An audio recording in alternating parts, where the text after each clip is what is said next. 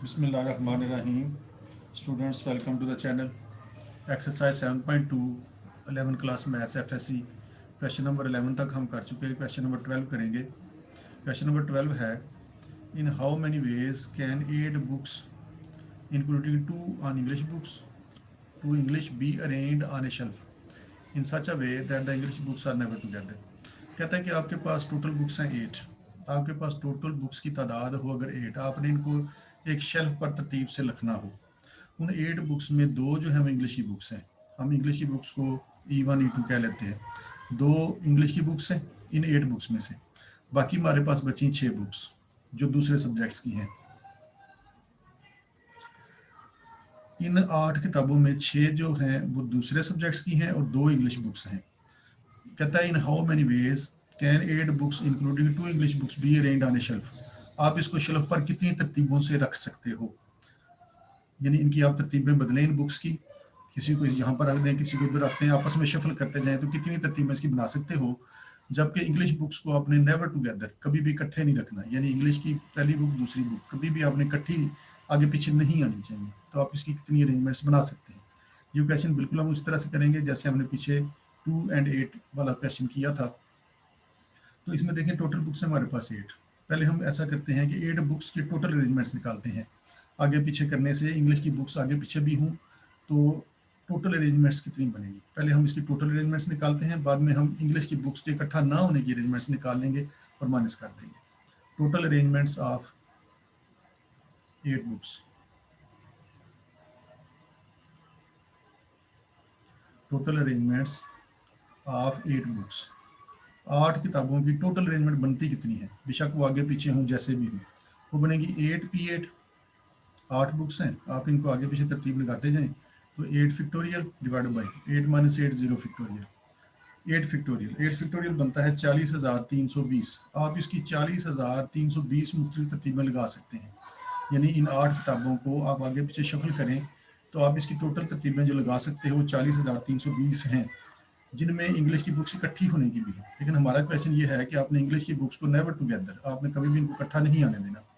अब देखें, अगर इंग्लिश की बुक्स इकट्ठी रखें तो हम उनका निकालते हैं कि वो कितनी अरेंजमेंट्स बनती हैं. इंग्लिश की बुक्स की इकट्ठी होने की कितनी अरेंजमेंट्स हैं.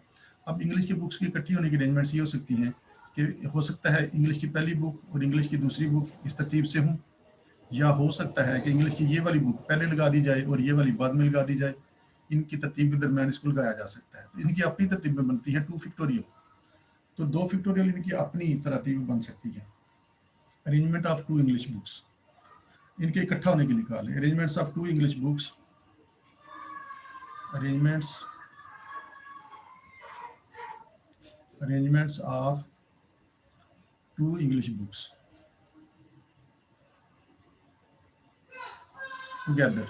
इनके इकट्ठा होने की कितनी अरेंजमेंट्स बन सकती हैं.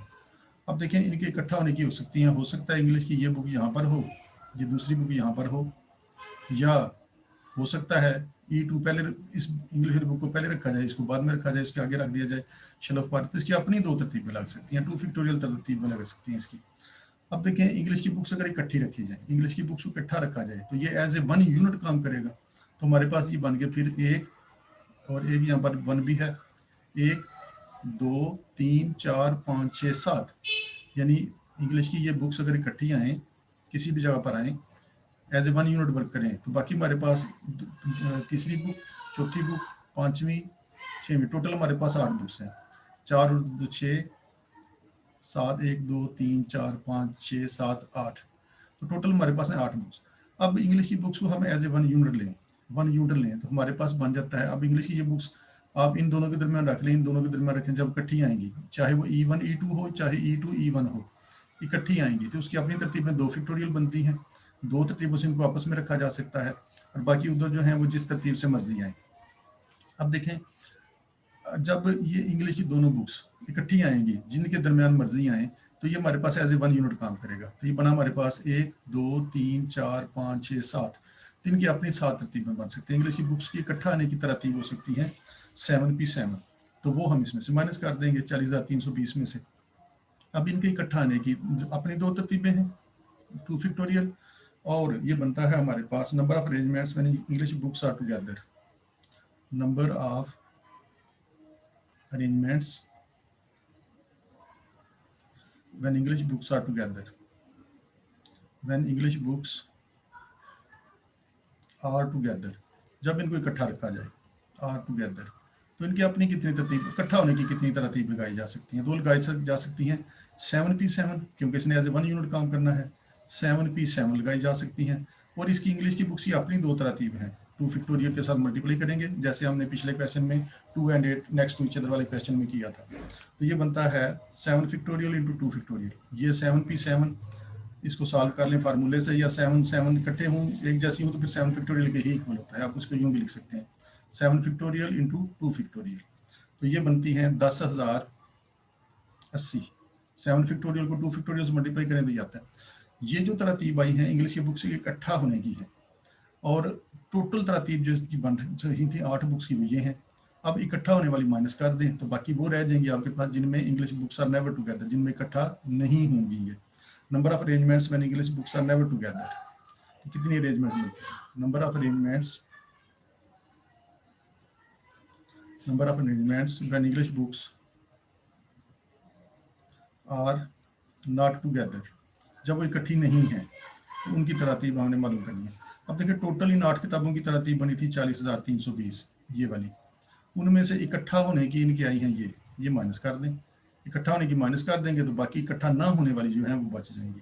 तो 30,240 तरतीब ऐसी बनती हैं जिनमें इंग्लिश की बुक्स जो हैं वो इकट्ठी नहीं होंगी। 10,080 ऐसी बनती हैं जिनमें इंग्लिश की बुक्स इकट्ठी होंगी, और 30,240 ऐसी तरतीब बनती हैं जिनमें इंग्लिश की बुक्स इकट्ठी नहीं होंगी। इस तरह से हम उनको शलह पे तरतीब से लगा सकते हैं।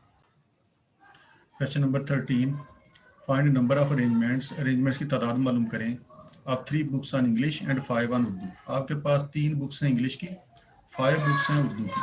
हम इंग्लिश की बुक्स को इंग्लिश 1, इंग्लिश 2, इंग्लिश 3, ये 3 बुक्स इंग्लिश की हैं, और 5 बुक्स ये उर्दू की हैं। उर्दू की पहली बुक, दूसरी, तीसरी, चौथी और पांचवी, 3 इंग्लिश की बुक्स हैं और 5 हमारे पास उर्दू की बुक्स हैं। कहते हैं इनको एक शेल्फ पर तरतीब से लगाना है, एक शेल्फ पर इस तरह से तरतीब से लगाना है, for placing them on shelf such that the books of the same subject are together, कि इंग्लिश की बुक हमेशा इकट्ठी रहेंगी, आगे पीछे रहेंगी, और उर्दू वाली बुक्स आपस में इकट्ठी रहेंगी और एक दूसरे के आगे पीछे इनको मुख्तलिफ तरतीब लगाई जा सकती है।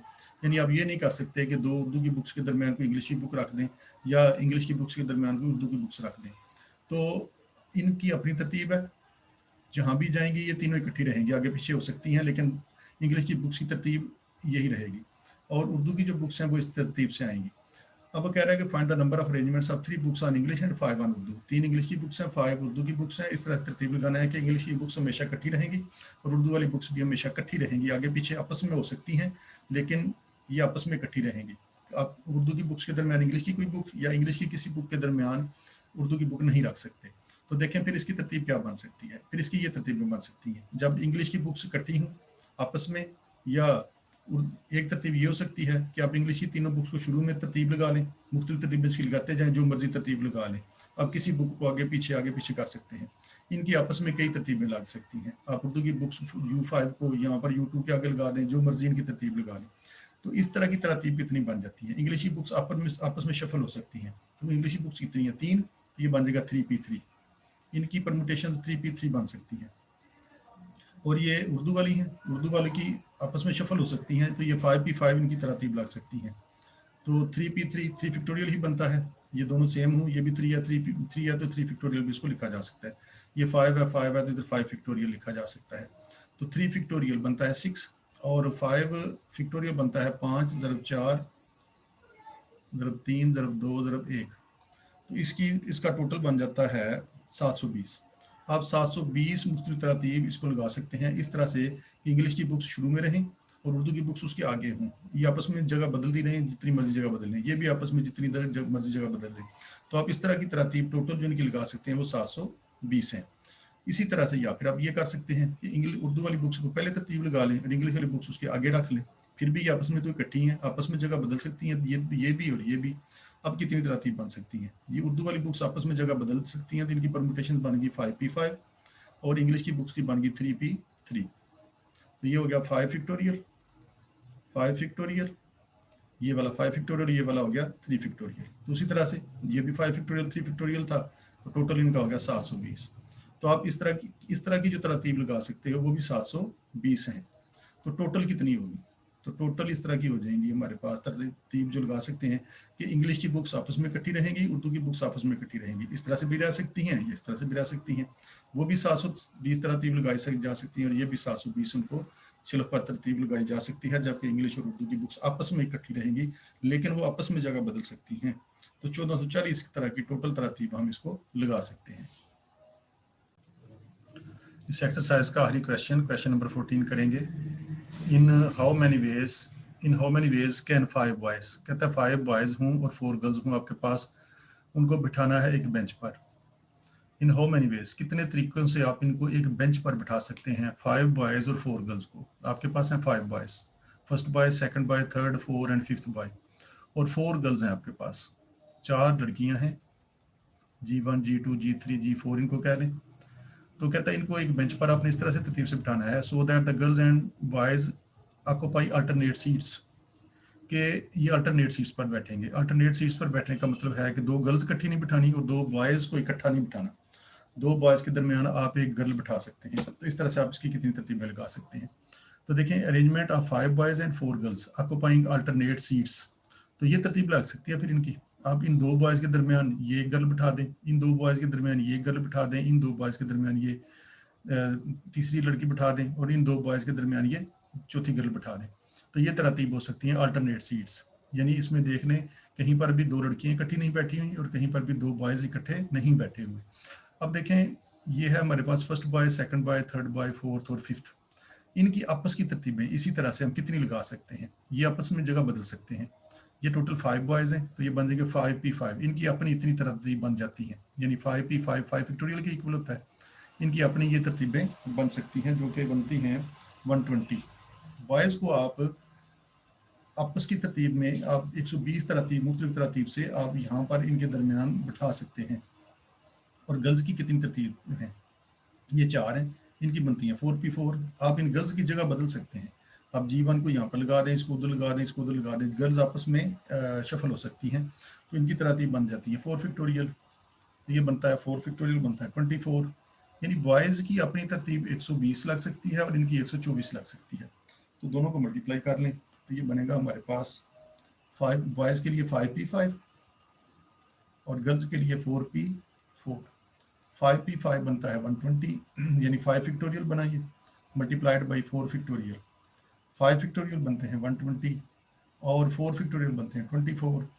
तो आप इनको तरतीब लगा सकते हैं 2880 इनकी तरह मुख्तलिफ तरतीब से आप इनको बिठा सकते हैं कि कोई 2 बॉयज़ इकट्ठे नहीं बैठेंगे और 2 गर्ल्स भी इकट्ठी नहीं बैठी होंगी। तो इस तरह की आप तरतीब लगा सकते हैं, 2880 तरतीबों से आप मुख्तलिफ तरतीब से इनको बिठा सकते हैं।